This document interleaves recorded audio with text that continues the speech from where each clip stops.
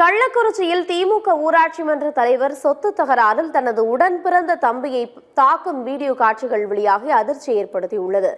கள்ளக்குறிச்சி மாவட்டம் செல்லம்பட்டு கிராமத்தைச் சேர்ந்த சக்திவேல் அதே கிராமத்தில் வசித்து வரும் நிலையில் அவரது தாய் தனது பேர குழந்தைகளுக்கு 5 சென்ட் இடத்தினை தான செட்டில்மெண்டாக எழுதி கொடுத்ததாக கூறப்படுகிறது. இந்த நிலையில் சக்திவேலின் அக்கா மற்றும் செல்லம்பட்டு ஊராட்சி மன்ற தலைவரான அறிவழகி என்பவர் அந்த நிலத்தில் எனக்கும் பங்கு கொடுங்கள் என்று சக்திவேல் குடும்பத்துடன் வாக்குவாதத்தில் ஈடுபட்டார். வாக்குவாதம் சிறிது நேரத்தில் கைகலப்பாக மாறிய நிலையில் அறிவழகி, அவரது கணவர் ராஜேந்திரன் மற்றும் அவரது உறவினர்கள் 4க்கும் மேற்பட்டோர் சக்திவேல் மற்றும் அவரது மனைவியை உருட்டுக்கட்டையால் சரமாரியாக தாக்கியுள்ளனர். மேலும் இது குறித்த வீடியோ தற்போது சமூக வலைதளங்களில் வைரலாகி பரபரப்பு ஏற்படுத்தியுள்ளது. தகவல் அறிந்த காவலர்கள் திமுக ஊராட்சி மன்ற தலைவர் அறிவழகி, அவரது கணவர் மற்றும் அவரது உறவினர் 4 பேர் மீதும் வழக்கு பதிவு செய்து விசாரணை மேற்கொண்டு வருகின்றனர்.